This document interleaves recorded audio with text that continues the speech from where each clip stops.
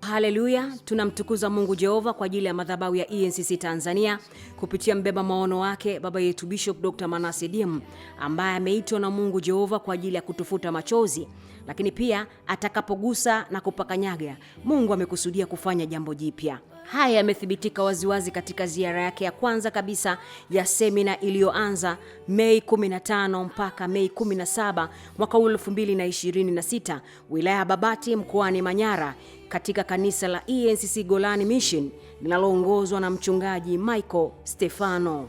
Usiku wa Mei 14 akiwa mkoani Manyara, mtumishi wa Mungu Bishop Dr. Manasseh Diem alipewa maono ya Ufunuo 5:5 ambapo Mei 15 siku ya kwanza kabisa ya ziara alitujuza kwa kina juu ya maono hayo. Roho wa Mungu alinibeba akanipeleka katika roho, na nikaona niko kwenye jukwaa moja kubwa. Mimi sikuwa mhubiri, kuna mtu alikuwa anahubiri, lakini anahubiri kwa lugha ya kigeni na mimi nilikuwa namtafsiria. Na sasa kwenye kule kumtafsiria akafika mahala, kumbe ninachoongea yeye anaelewa ninapotafsiri. Akasema, hiyo uliyosema, hebu niambie umeongea kitu cha maana. Nilipomfafanulia akanambia, na ya kwako wewe kwa ajili ya mahali hapa ulipokuja ni Ufunuo 55. Kule katika roho nikamwambia hakuna Ufunuo 55 kwa sababu najua sura za Ufunuo zinapoishia. Akasema hiyo ni code ya Revelation 5:5, anamaanisha Ufunuo sura ya 5 mstari wa 5. Alafu akapotea na mimi nikatoka kwenye hayo maono, nikasema inasema nini Ufunuo 5:5? Maana yake mimi katika roho nilikuwa nataka naambiwa kwa mafumbo na mimi nataka yarahisishwe. Nilipotazama Ufunuo 5:5 inaanzaje? Inasema usilie. Ndani ya siku hizo tatu za nguvu kwenye ziara hiyo, mtumishi wa Mungu Bishop Dr. Manasseh Diem alitufundisha masomo matatu yenye mafunuo ya kina zaidi, na watu waliguswa na nguvu za Mungu. Na siku ya kwanza alifundisha kuhusiana na blanketi la uovu likamate moto na kuteketea, na siku ya pili alifundisha kuhusiana na mtungi wa zamani uvunjwe, sehemu ya kwanza na sehemu ya pili, na siku ya tatu alifundisha kuhusu baraka ya umande. Lakini pia wakati ibada hiyo ya siku ya mwisho ilipokuwa ikiendelea, iliyokuwa na kichwa cha somo cha baraka ya umande, Abigail kutoka Golani walikabidhi mawindo yao kwa Askofu Dr. Manasseh Diem na mke wake Ididi Manasseh. Lakini pia mawindo hayo yaliweza kukabidhiwa pia kwa mchungaji kiongozi wa kanisa hilo, mchungaji Michael Stefano pamoja na mke wake. Kumbuka, hii ni ziara yake ya kwanza kabisa mtumishi wa Mungu Bishop Dr. Manasseh Diem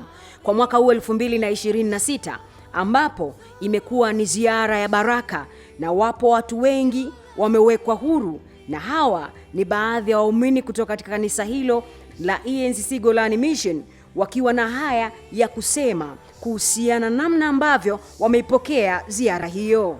Kuna vitu vingi nimejifunza kuanzia siku ya kwanza. Mungu ametubariki sana sana sana. Kuna kitu nimekipokea kwake kupitia hii semina, na ninaamini kuna hatua moja nitapiga. Kama nilikuwa nimepiga moja, basi nitapiga 2, kwa sababu sisi tumefanyika kuwa limbuko. Tumeona utamu wa kutembelewa na Bishop Dr. Manasseh Diem, kwa sababu kwa kupitia neno la Mungu, Mungu anapomtumia anawafungua wengi, lakini pia wengi tumebarikiwa kwa kupitia neno ambalo Mungu amempa mtumishi wake.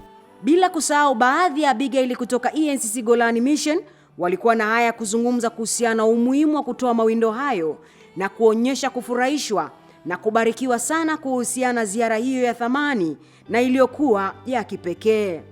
Umuhimu wa hii sadaka ya mawindo, kupitia hii sadaka tunapata baraka nyingi sana. Tunapata baraka majumbani, baraka kanisani, tunapata baraka pale ambapo utakapotoa ndipo utabarikiwa. Maana watu wengi unakuta haombi, lakini sadaka yake inafanya kazi.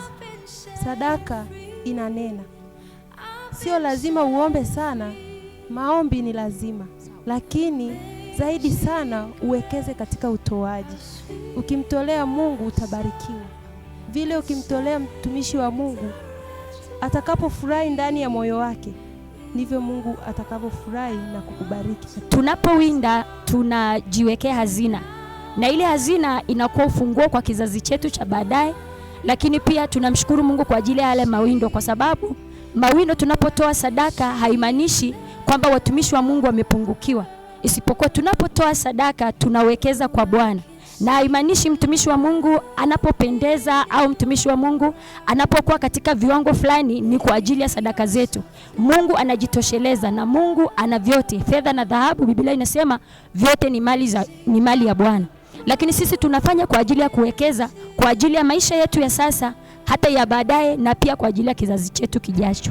Naye mwenyekiti wa Abigail Tanzania, Rose Mshanga, hakuwa mbali, kwani alipata nafasi ya kuzungumza na wakina Abigail wa Golani kwenye semina ya ndani, na alipata nafasi ya kusema kuhusiana na jopo la watu wote walioambatana Bishop Dr. Manase kwenye ziara hii ya kwanza kabisa. Ninamshukuru sana Mungu kwa ajili ya ziara hii ya kutembelea makanisa. Kwa wale ambao wameambatana na Dr. Bishop Manase kwa ajili ya huduma hii ya huku Golan Babati, kwa kweli neema ya Mungu iendelee kuwafunika.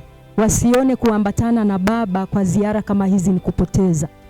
Huko ni kubarikiwa. Kwa hakika mtabarikiwa zaidi.